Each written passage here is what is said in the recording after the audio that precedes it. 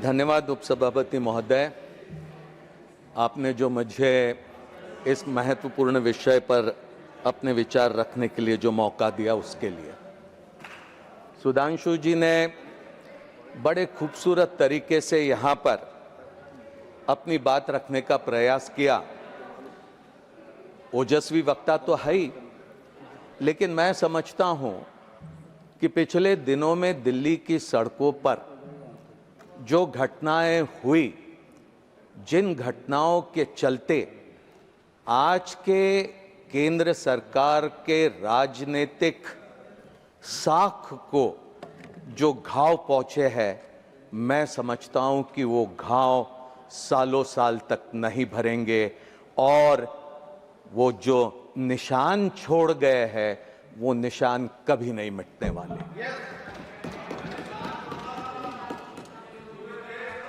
कैसे यहां पर पुलिसों ने, पैरामिलिट्री फोर्सेस ने नौजवानों के ऊपर, छात्रों के ऊपर डंडे चलाए। 1 किलोमीटर के भीतर ही वो आंदोलन चला था। यहीं पर आप भी बैठे थे, हम भी यहीं पर बैठे थे। वहां पर पिलेट गन्स का इस्तेमाल किया गया, लाठियां ऐसी बरसाई जिनके ऊपर कील ठोके हुए थे। अश्रु गैस कैसा चला। बाहर सड़कों पर जो हो रहा था वो हम तो देख नहीं पाए यहां बैठकर, लेकिन संसद भवन के भीतर भी यहीं कुछ ही मीटर दूरी पर आर्मर्ड व्हीकल्स के ऊपर तैनात वहां पर फोर्सेस हाथ में लेटेस्ट मॉडर्न बंदूक लेकर किस तरह से खड़े थे। ऐसा लग रहा था आतंकवादियों का मुकाबला करने के लिए यह सरकार पूरी तरह से तैयार हुई है। और अगर कहीं संसद भवन के आसपास वो नजर आते हैं तो उनको भून दिया जाएगा, इस तरह का माहौल था। यहां संसद के भीतर अगर कह भी नहीं पाते तो भी दिल के भीतर सोचो जरा, ये वाकया यहां पर हुआ था कि नहीं हुआ था। सदन के नेता और आज जिनका बिल यहां पर माननीय मंत्री महोदय जितेंद्र सिंह जी का हमने यहां पर जो बहस के लिए लिया है, दोनों ने सरकार की ओर से आंदोलन करने वाले छात्रों के साथ बातचीत करी। बातचीत लंबी चली, अनेक दिनों तक चली, आखिर समझौता निकला। मैं इस मौके पर सबसे पहले वो तमाम छात्रों को जिन्होंने पेपर लीक के चलते हुए अपनी जान गंवाई, उनकी याद में श्रद्धा सुमन अर्पित करता हूं और मैं सलाम करता हूं वो तमाम छात्रों को जिन्होंने एक ऐसी सरकार को मजबूर किया कि आपको समझौता करना पड़ेगा, क्योंकि अगर समझौता आप नहीं करते हो हमारी वाजिब मांगों को लेकर, तो आज दिल्ली की सड़कों पर और कुछ अन्य इलाकों में आप आंदोलन देख रहे हैं। हो सकता है कि यह जन सैलाब पूरे मुल्क में इस तरह से फैल जाएगा, फिर रोकने की कोशिश भी करोगे तो रुकेगा नहीं। यहां पर जितेंद्र सिंह जी ने बिल लाया। 2 साल पहले ओरिजिनल बिल तो यही था, कुछ तब्दील, कुछ संशोधन यहां पर सुझाए गए हैं। मैं 2 साल पहले की डिबेट लोकसभा में जो चली उसको देखा मैंने, और वहां पर कांग्रेस ने, अन्य दूसरे विपक्ष के साथियों ने एक सवाल खड़ा किया था कि आप यहां पर पनिशमेंट का तो सारा जिक्र कर रहे हैं, लेकिन प्रिवेंशन का यहां पर क्या प्रावधान है, वो उसका कहीं पर भी कोई उल्लेख नहीं है।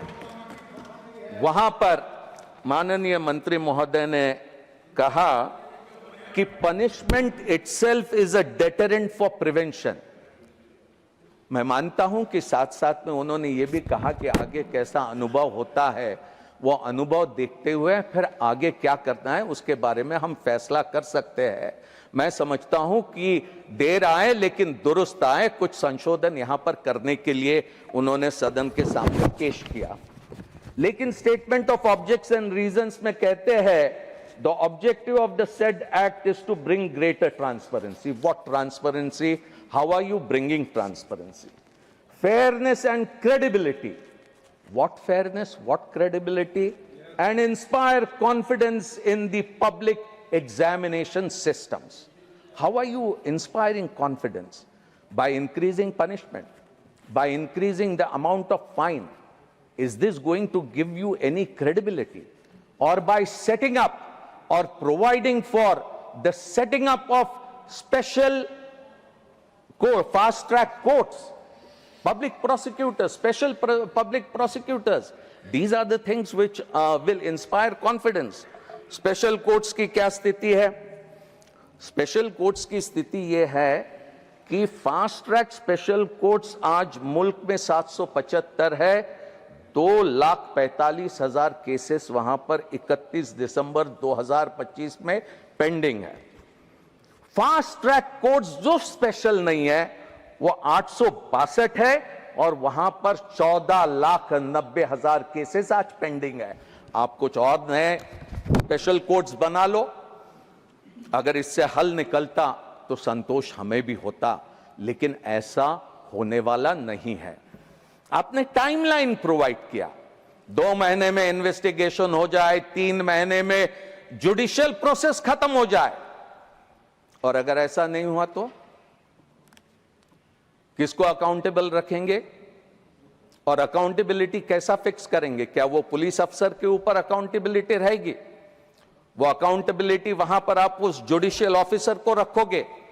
स्पेशल कोर्ट तो बना रहे हैं, लेकिन स्पेशल कोर्ट क्या ये सिर्फ बिल्डिंग तक के सीमित है? या वहां पर जो जजेस नहीं है वो जजेस की नियुक्ति करोगे? वो बेलीफ है, वो कोर्ट मास्टर है, वो तमाम लोगों की नियुक्तियां जो नहीं हुई है, वैकेंसीज पड़ी हुई है, वहां पर कौन ध्यान देने वाला है?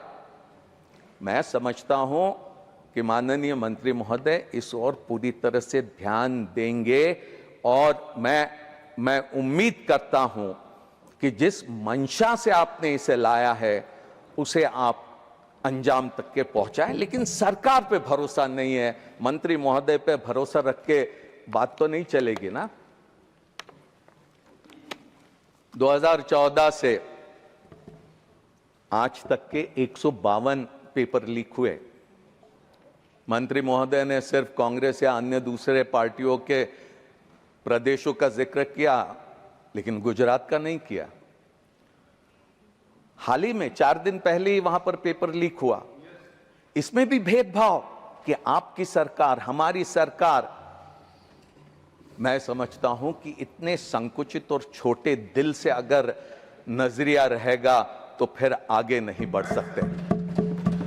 एक कन्विक्शन नहीं, 152 पेपर लीक, एक कन्विक्शन नहीं। 2017 में एनटीए की स्थापना करके कहा गया कि 1992 में प्रस्ताव था, कांग्रेस ने कुछ नहीं किया, हमने किया। बहुत अच्छा किया आपने। एनटीए बनने के बाद से 9-10 तो पेपर लीक एनटीए के चलते ही हुए। 2024 से 2026 2 साल तक के वहां फुल टाइम डायरेक्टर जनरल तक के आप नहीं रखते। 39 पद है, उसमें से 25 भरे गए, बाकी खाली है। कॉन्ट्रैक्टर के जरिए आप काम करते हो। ऐसी कई सारी परेशानियां हैं। मैं अब उसके पूरे डिटेल में नहीं जा पाऊंगा, लेकिन एक जरूर कहूंगा जो मैं समझता हूं कि महत्वपूर्ण है। हाल ही में री एग्जाम करी, क्यों करी ये नहीं बताया गया। अनियमितताएं थी, पेपर लीक हुआ करके तत्कालीन शिक्षा मंत्री ने कभी नहीं कहा, एनटीए ने कभी नहीं कहा। लेकिन जब पूछा गया कि री एग्जाम क्यों, तो अनियमितताएं थी। वो कौन सी थी ये आप कभी बताने की हिम्मत नहीं करते।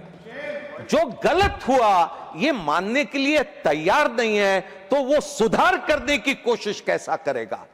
मैं समझता हूं कि इस बात को गंभीरता से लेना होगा। री एग्जाम में क्या हुआ हमको बताया कि cabinet secretary had a meeting with all chief secretaries, chief secretaries had meeting with collectors, home secretary had meeting with DGPs, DGPs had meeting with SPs.